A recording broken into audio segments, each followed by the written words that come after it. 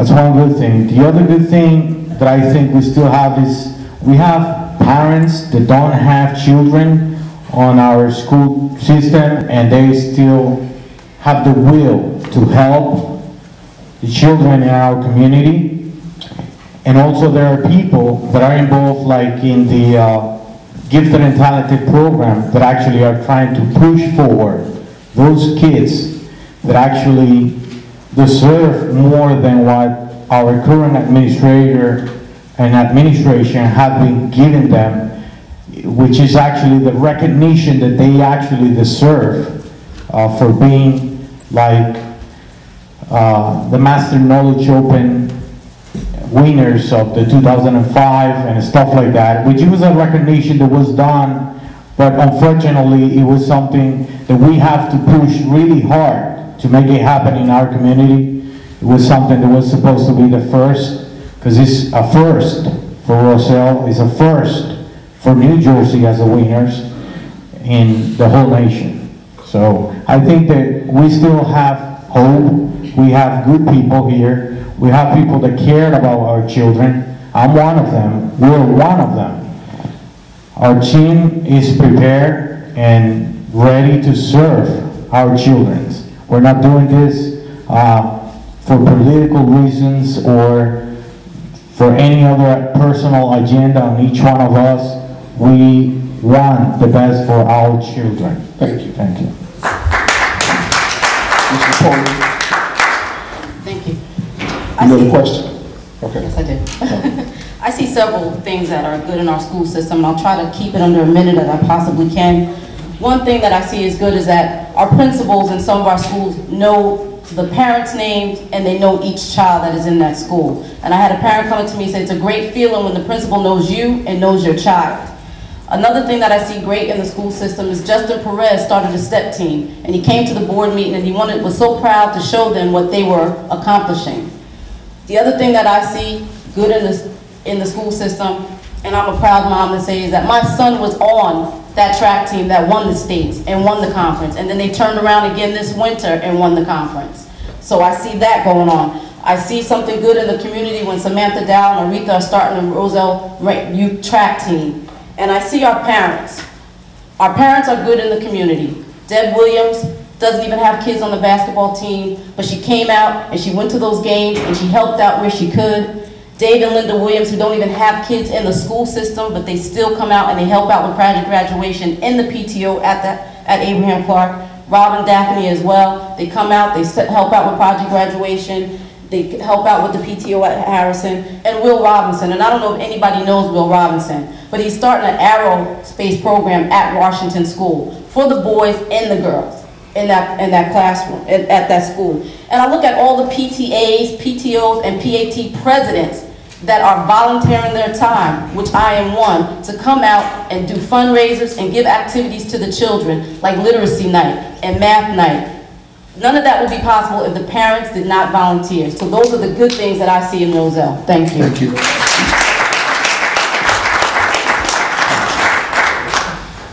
You can have a seat.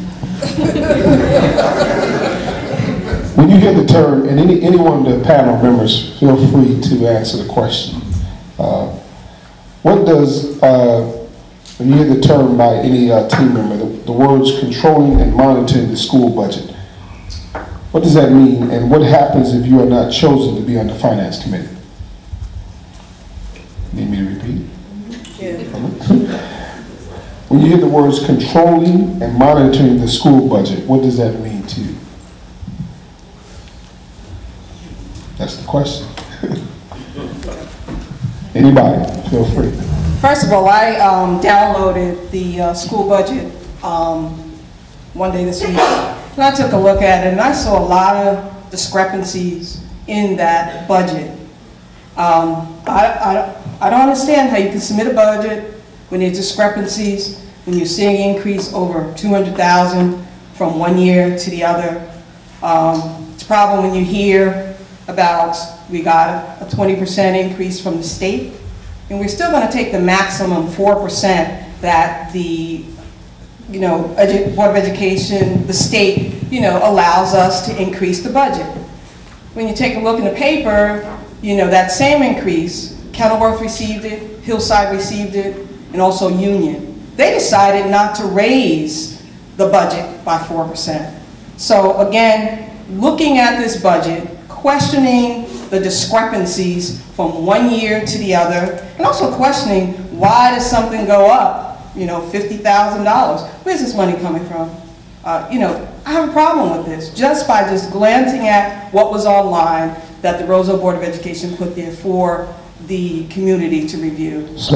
My question to that is, so you talked about an increase that you've seen, and other schools got it, they didn't. They did not, they made a decision not to increase the budget. So what decision would you have made? I would make the same decision, not to increase the budget if I'm getting a 20% increase from the state. So what would you do? We would go back and review this budget and have it make sense to the community. Our taxes are extremely high here. And I think it's wrong for us to increase it when we've got additional money from the state, because we're paying one way or the other. You know, the state money is the same money that's taking out our paychecks. Again, you know, control it, you know, pass it on, talk to the community. You know, when I took a look at the responsibility for running, we're the link to the community, the board, and that's the commitment as the board members we're going to take. You are my boss, and if you're my boss, I need to give you information and go over it. If it doesn't look right, I can't sit here and say it's okay. It's not okay. And Wakeford and I have been dealing with budgets, and we bounce them back, and we bounce them back, and we make cuts. I don't care whether it's in, you know, paper. And I do have a problem when I hear about teachers spending $400 every school period on supplies, and then you look on the budget, there's a big supply number. Something is wrong. Thank you. Thank you. Mr. Jones.